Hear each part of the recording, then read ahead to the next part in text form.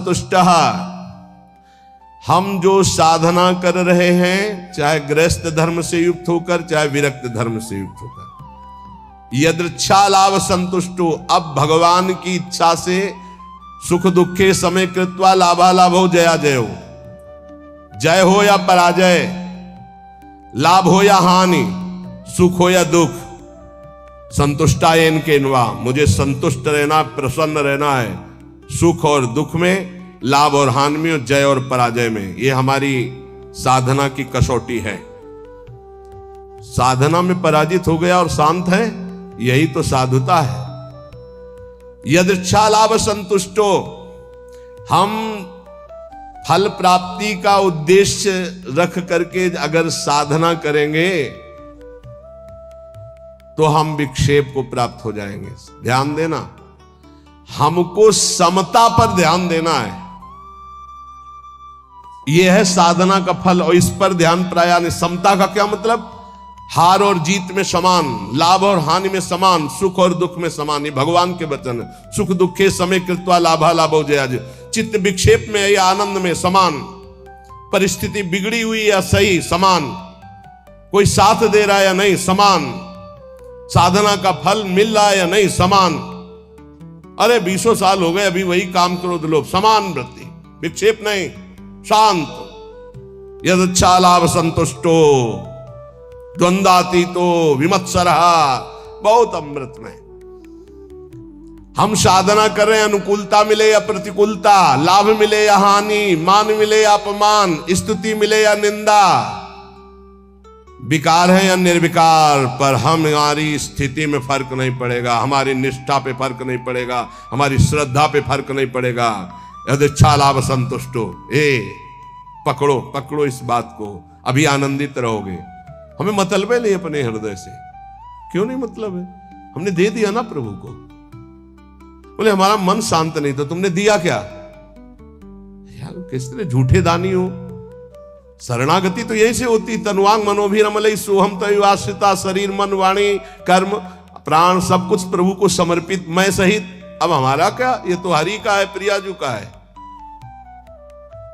फिर सुन लो, योगी सांगोपांग साधना करता है, साधना में कायरता नहीं है, लेकिन फल में अनुकूलता वे या प्रतिकूलता, लाभ मिले या हानि, मान मिले या अपमान, स्तुति हो या निंदा, जो कुछ भी हो उस समय अंतःकरण में सम रहना, ये साधना की उत्तम अवस्था है।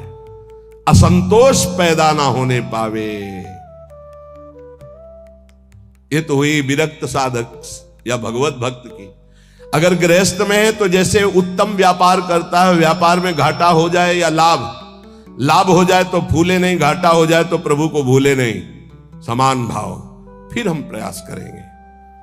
अंतःकरण बिगड़ना नहीं चाहिए, श्रद्धा नहीं बिगड़नी चाहिए। हर एक परिस्थिति में तुम्हारा अंतःकरण अपनी आराधना में लगा रहना चाहिए, तो उसके हृदय में जो फल होगा उसका नाम होगा समता, जो भगवत प्राप्ति का स्वरूप है।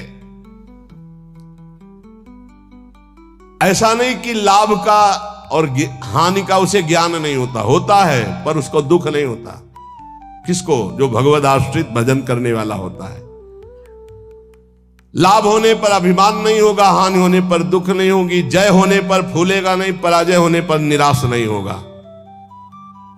परिणाम में सुखी दुखी ना होना यह साधक का लक्षण है, परिणाम में सुखी दुखी होना यह संसारी पुरुष का लक्षण है।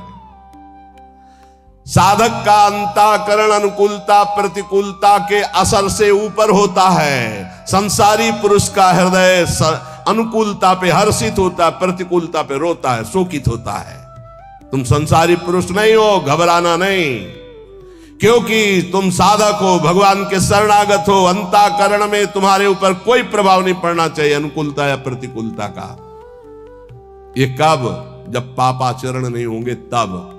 पापाचरण होंगे तो केवल बातें सुनोगे, इसका प्रभाव पड़ेगा। यदृच्छा लाभ संतुष्टा, जैसे प्रभु तुम्हें रख रहे, जोई जोई प्यारो करे, सोई मोई भावे। देख लो, प्यारे हराना चाहते तो हम जीतना क्यों चाहें? हम राजी है। प्यारे दुख में रखना चाहते तो हम सुखी क्यों होना चाहें? हमें दुख वो सुख से भी बढ़कर है जो हमारे प्यारे हैं। बने तो रघुबरते बने और बिगड़े तो भरपूर। हम उस बिगड़ने पर भी सुखी हैं क्योंकि प्रभु के विधान से हो रहा, मैंने थोड़ी सोचा है। यदिच्छा लाभ संतुष्टा, पहला बैठा लो, किसी भी स्थिति में विचलित नहीं होना,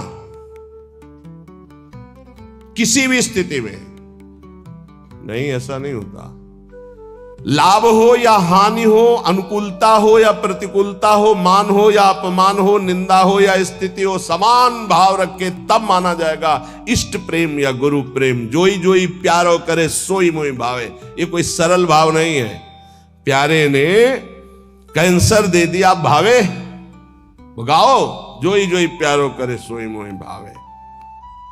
अनुकूलता में तो सब गाते हैं जोई जोई प्यारो करे सोई मोई, प्रतिकूलता में गाओ जोई जोई प्यारो करे सोई मोई। आगे कह रहे द्वंद्वातीतो विमत्सरः,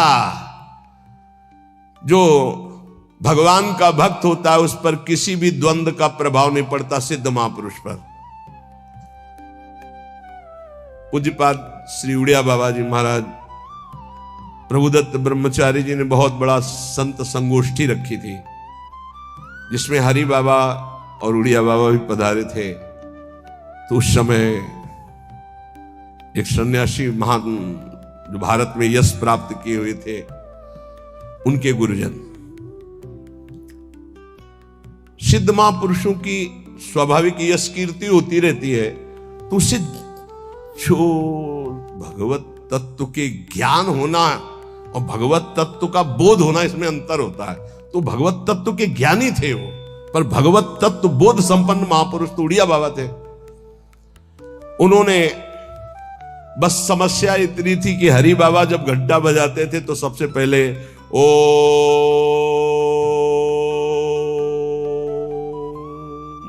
नाद करवाते। तो इसका विरोध हुआ कि ये केवल अमुक ही बोल सकते हैं, हर वर्ण के नहीं बोल सकते हैं। उड़िया बाबा से कहा गया कि आप वहां बैठे हैं, आप इसका विरोध क्यों नहीं करते।